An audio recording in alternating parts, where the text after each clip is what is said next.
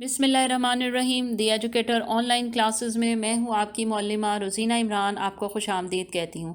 پیارے بچوں، آج ہم جماعت ہفتم مضمون اسلامیات، آج کا ہمارا عنوان ہے باب چہارم اخلاق و آداب، اور اخلاق و آداب میں ہمارا سبق ہے حقوق العباد۔ تو چلیے چلتے ہیں ہم اپنے مشقی سوالات کی جانب، جو کہ ہے تفصیلی سوال نمبر 1، تفصیلی جواب دیں۔ اور اس میں سب سے پہلا سوال ہے اسلامی تعلیمات کی روشنی میں حقوق العباد واضح کریں۔ اس کا جواب ہے حقوق حق کی جمع ہے اور عباد عبد کی جمع ہے، جس کے معنی بندہ کے ہیں۔ حقوق العباد سے مراد بندوں کے وہ حقوق ہیں جن کا ادا کرنا فرض ہے۔ ان میں والدین، اولاد، پڑوسی، رشتہ دار، مہمان، مریض، مسافر اور خادم وغیرہ شامل ہیں۔ اسلام نے حقوق العباد کی ادائیگی پر بہت زور دیا ہے۔ اللہ تعالیٰ اپنے حقوق تو معاف فرما دے گا، لیکن بندوں کے حقوق کو جب تک حقدار معاف نہیں کریں گے، اللہ تعالیٰ بھی معاف نہیں کرے گا۔ ذیل میں رشتہ داروں، مہمانوں، مریضوں کے حقوق کا تذکرہ کیا جاتا ہے۔ ہمارا دوسرا سوال ہے، سوال بے لانگ کوسچن ہے، رشتہ داروں کے حقوق کی کیا اہمیت ہے؟ اور اس کا جواب ہے پیج نمبر 78 پر۔ رشتہ داروں کے حقوق۔ ہمارا دین ہمیں رشتہ داروں کے حقوق ادا کرنے کی تاکید کرتا ہے۔ اگر رشتہ دار مالی لحاظ سے کمزور ہوں تو ان کی مالی مدد کرنا، بیمار ہو جائیں تو ان کی عیادت کرنا، غم اور خوشی کے موقع پر ان کا ساتھ دینا اور ان کی دیگر ضرورتوں کا خیال رکھنا رشتہ داروں کے حقوق ہیں۔ اللہ تعالیٰ نے رشتہ داروں کے حقوق ادا کرنے کا حکم دیا ہے۔ اللہ تعالیٰ کا ارشاد ہے، بسم اللہ الرحمن الرحیم، وآتی ذی القربی حقہ، سورہ بنی اسرائیل 26.17، اور رشتہ داروں کو ان کا حق دو۔ رشتہ داری جوڑنے سے اللہ تعالیٰ انسانوں کے رزق میں فراخی اور وسعت پیدا کر دیتا ہے، اور رشتہ داری کا خیال رکھنے والے کی عمر میں بھی اضافہ ہو جاتا ہے۔ رشتہ داری اور صلہ رحمی اختیار کرنے والوں کے رزق اور عمر میں بے انتہا برکت اور اضافہ ہوتا ہے، اور قطع رحمی کرنے والے کا رزق کم ہو جاتا ہے۔ نبی کریم صلی اللہ علیہ وسلم نے فرمایا کہ جس کو یہ پسند ہو کہ اس کی روزی میں وسعت اور اس کی عمر میں برکت ہو تو اس کو چاہیے کہ صلہ رحمی کرے۔ آپ صلی اللہ علیہ وسلم نے رشتہ داروں سے تعلق توڑنے سے منع کیا ہے۔ آپ صلی اللہ علیہ وسلم کا ارشاد ہے، لا يدخل الجنۃ قاطعۃ، رشتہ داروں سے تعلق توڑنے والا جنت میں داخل نہ ہوگا۔ اب ہمارا تیسرا لانگ کوسچن ہے، مہمان نوازی کی اہمیت کیا ہے؟ یعنی کہ ہمارا تیسرا تفصیلی سوال ہے، مہمان نوازی کی اہمیت کیا ہے؟ اس کا جواب ہے پیج نمبر 79، مہمانوں کے حقوق۔ اسلام نے مہمانوں کو اللہ تعالیٰ کی رحمت قرار دیا ہے اور ان کے حقوق ادا کرنے کی تاکید کی ہے۔ ہمارے پیارے نبی حضرت محمد صلی اللہ علیہ وسلم بے حد مہمان نواز تھے۔ آپ صلی اللہ علیہ وسلم کے گھر میں جب بھی کوئی مہمان آتا تو آپ صلی اللہ علیہ وسلم اس کی خوب خدمت کرتے، اس کی ضرورتوں کا خیال رکھتے، اس کی کسی بات کا برا نہ مناتے، اسے عزت و تکریم سے رخصت کرتے۔ آپ صلی اللہ علیہ وآلہ وسلم کا ارشاد ہے، بسم اللہ الرحمن الرحیم، من کانا یؤمن باللہ والیوم الآخر فلیکرم ضیفہ۔ ترجمہ، جو کوئی اللہ تعالیٰ اور آخرت کے دن پر ایمان رکھتا ہو اس پر لازم ہے کہ مہمان کا احترام کرے۔ یہ تھا ہمارا تیسرا لانگ کوسچن۔ اب ہمارا چوتھا سوال ہے، مریضوں کے کیا حقوق ہیں؟ تو اس کا جواب ہے پیج نمبر 80، مریضوں کے حقوق۔ ایک مسلمان کا دوسرے مسلمان پر حق ہے کہ جب وہ بیمار پڑ جائے تو اس کی عیادت کرے، بیماروں کی خدمت کرنا، ان کی دیکھ بھال کرنا، ان کے علاج معالجے میں مدد کرنا اور ان کی شفا یابی کے لیے اللہ تعالیٰ سے دعا کرنا ان کے حقوق ہیں، جن کا خیال رکھنا فرض ہے۔ حدیث قدسی ہے کہ قیامت کے دن اللہ تعالیٰ فرمائے گا کہ اے ابن آدم، میں بیمار تھا، تو نے میری عیادت نہیں کی۔ بندہ کہے گا، اے پروردگار، آپ ساری کائنات کے رب ہیں، بھلا میں آپ کی عیادت کیسے کرتا؟ اللہ تعالیٰ فرمائے گا کہ میرا فلاں بندہ بیمار تھا اور تو جانتا تھا، مگر تو نے اس کی عیادت نہ کی۔ اگر تو اس کی عیادت کرتا تو مجھے بھی وہیں پاتا۔ تو یہ تھے ہمارے چاروں تفصیلی جواب۔ تحریر کریں تو یہ 4 سوال تھے، اور 4 سوالوں کے جواب میں نے آپ کو ریڈنگ کر کے سنا دیے۔ اب ہم چلتے ہیں اپنے سوال نمبر 2، مختصر جواب دیں کی جانب۔ ہمارا سب سے پہلا سوال ہے، مریض کی عیادت کرنے کی فضیلت بیان کریں۔ تو اس کا جواب ہے، آپ صلی اللہ علیہ وسلم کا ارشاد ہے کہ جو مسلمان کسی دوسرے مسلمان کی عیادت کے لیے صبح کے وقت جاتا ہے تو شام تک 70,000 فرشتے اس کے لیے دعا کرتے رہتے ہیں، اور جو مسلمان شام کو عیادت کرتا ہے تو صبح تک 70,000 فرشتے اس کے لیے دعا کرتے رہتے ہیں۔ تو یہ تھا مختصر جواب دیں کا پہلے سوال کا جواب۔ اب سوال بی ہے، قطع رحمی کرنے والے کے بارے میں حدیث شریف میں کیا وعید آئی ہے؟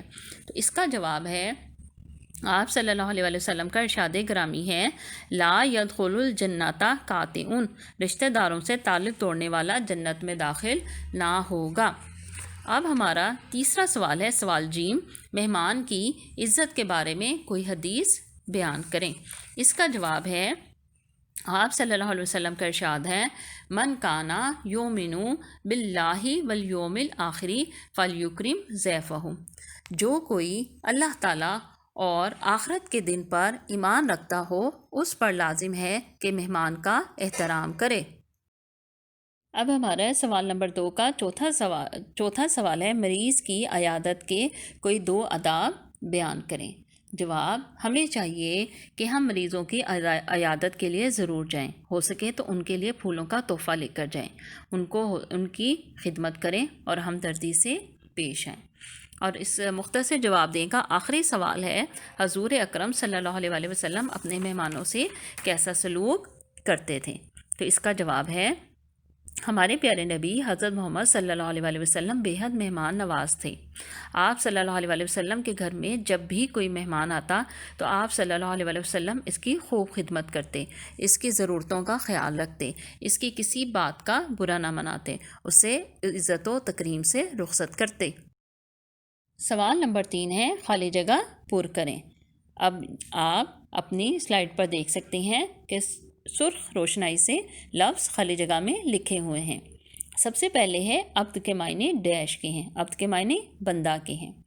بیماروں کی ڈیش کرنی چاہیے، عیادت کرنی چاہیے۔ مہمان نوازی ڈیش اس معاشرے کی خوبی ہے، اسلامی معاشرے کی خوبی ہے۔ مہمان نوازی کرنا انبیاء اکرام علیہ السلام کی ڈیش ہے، سنت ہے۔ رشتہ داروں سے تعلق توڑنے والا جنت میں داخل نہ ہوگا، اس خالی جگہ میں آئے گا تعلق۔ سوال نمبر 4 ہے، درست جواب پر ٹک کا نشان لگائیں۔ سب سے پہلا سوال ہے، وآتی ذل قربا حقہ کس سورت کی آیت ہے؟ سورہ کاف، سورہ اخلاص، سورہ بنی اسرائیل، سورہ دخان۔ تو اس کا جواب ہے سورہ بنی اسرائیل۔ پھر ہے، رشتہ دار بیمار ہو جائیں تو ہمیں کیا کرنا چاہیے؟ ان کے گھر نہ جائیں، ان کی عیادت کریں، ان سے تعلق توڑ لیں، پڑوسیوں سے خیال رکھنے کو کہیں۔ تو اس کا درست جواب ہے، ان کی عیادت کریں۔ آپ چاہیں تو ٹک لگا لیں، آپ چاہیں تو سرکل لگا لیں۔ بیماروں کی عیادت کرنے والے کے لیے فرشتے کیا کرتے ہیں؟ دعا، تسبیح، ایصال ثواب، حج۔ تو اس کا درست جواب ہے دعا۔ اگلا سوال ہے، میزبان کے گھر میں کوئی ایسا کام نہ کریں جس سے اسے خوشی ہو، فائدہ ہو، سکون ہو، پریشانی ہو۔ تو اس کا درست جواب ہے پریشانی ہو، کوئی ایسا کام نہیں کرنا چاہیے جس سے میزبان کو پریشانی ہو۔ پھر آخری ہے، مندرجہ ذیل میں سے کون سی بات مریض کے حقوق میں شامل نہیں؟ اسے حوصلہ دینا چاہیے، اس کی خدمت کرنی چاہیے، اس کے پاس زیادہ دیر بیٹھنا چاہیے، اس کی شفا یابی کے لیے دعا کرنی چاہیے، تو اس کے پاس زیادہ دیر بیٹھنا چاہیے۔ تو یہ ہیں ہمارے ایم سی کیوز۔ سوال نمبر 4، درست جواب پر ٹک کا نشان لگائیں، یا آپ لوگ خالی جگہ، اور درست جواب پر ٹک کا نشان لگائیں یا آپ لوگوں نے اپنی بکس پر لکھنی ہے اور اس کو یاد بھی کرنی ہے۔